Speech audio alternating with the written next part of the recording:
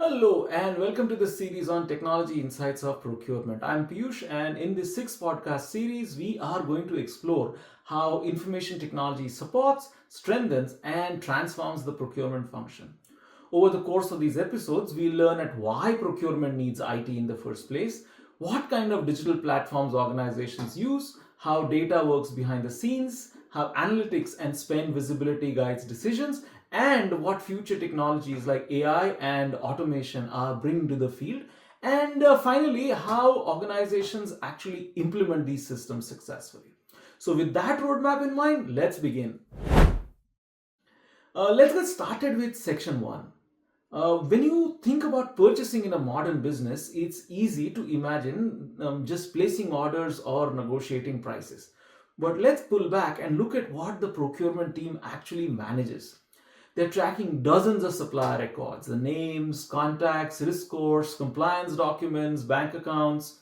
They're managing price lists and catalogs with information like item codes, descriptions, units, availability, discount tiers, and they're tracking contracts, monitoring expiration dates, rebates, negotiating deadlines.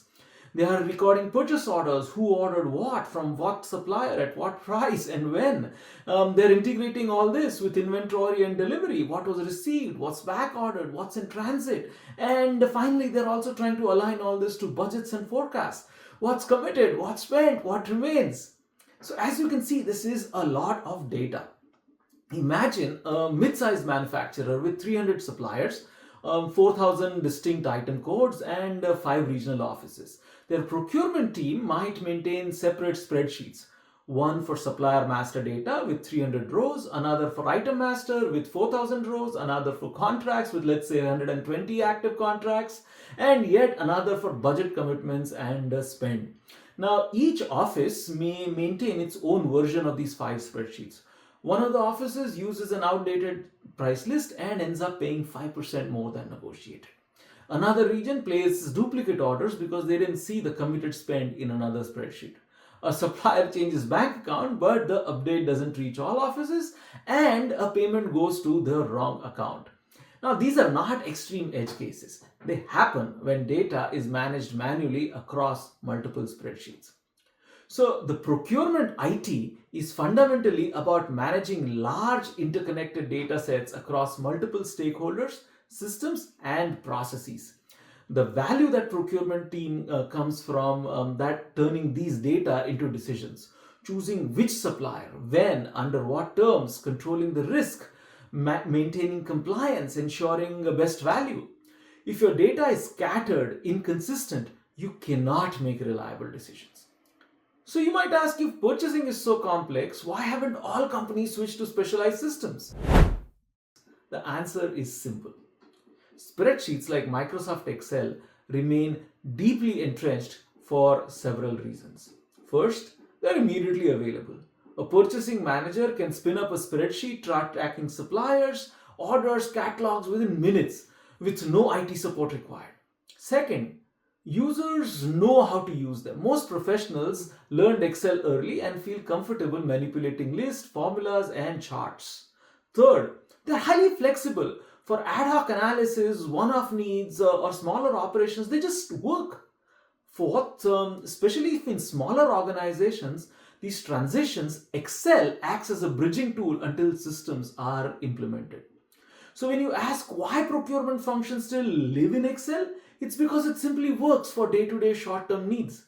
But that is where this becomes important. Works is not the same as scales or controls risk. Now let's get into why spreadsheets fall short. And I'll illustrate some concrete examples.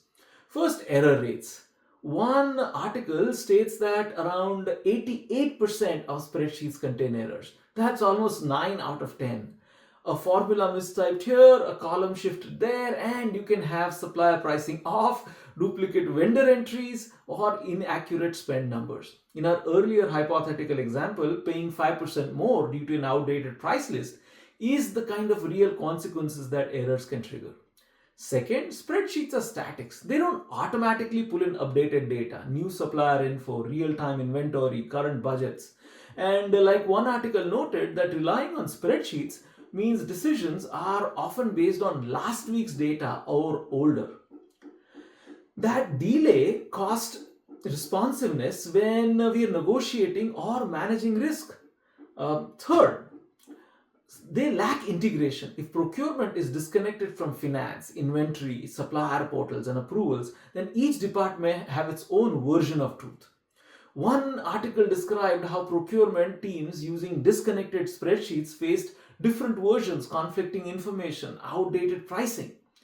The mismatch between what procurement sees and what finance and operations sees means poor coordination.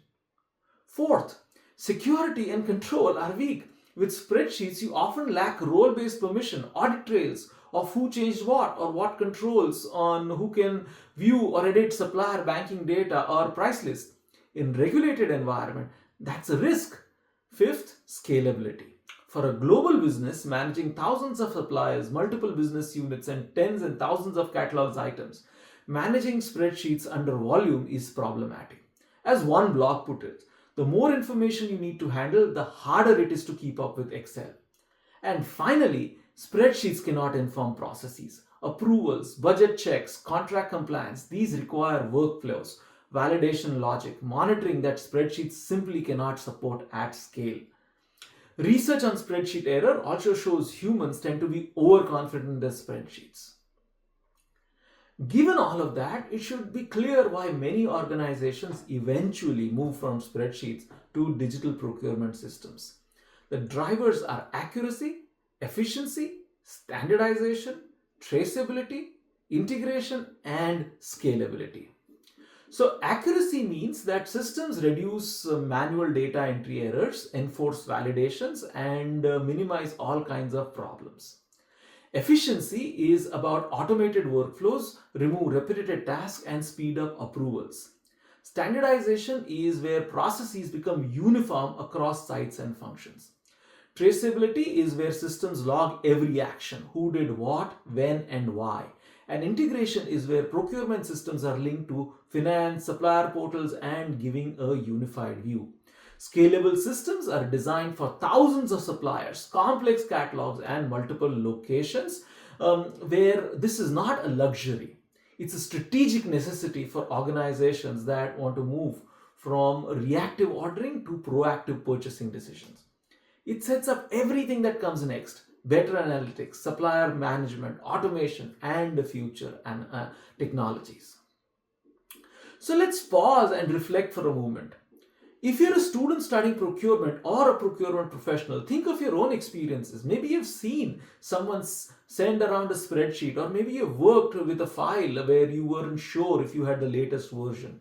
Imagine that scaled up across hundreds of suppliers, thousands of items, and multiple business units. Now imagine the risk if the spreadsheet had incorrect data, or if two offices placed the same order because they weren't aligned. The challenges we have discussed are not abstract. They are very real in many companies today. So what we've covered is very simple, is about why procurement absolutely needs information technology systems. We began by recognizing that purchasing is data intensive function. We explored why organizations still rely on spreadsheets, that they're familiar and easy. And then we saw major limitations of that approach: error prone, disconnected, insecure, and unscalable.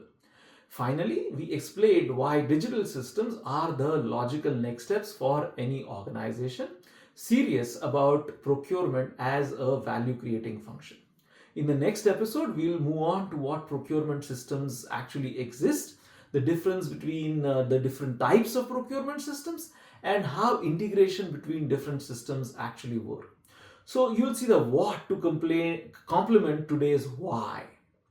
Thank you for listening to your podcast. I am Piyush, and I look forward to exploring the digital procurement landscape with you in the next episode.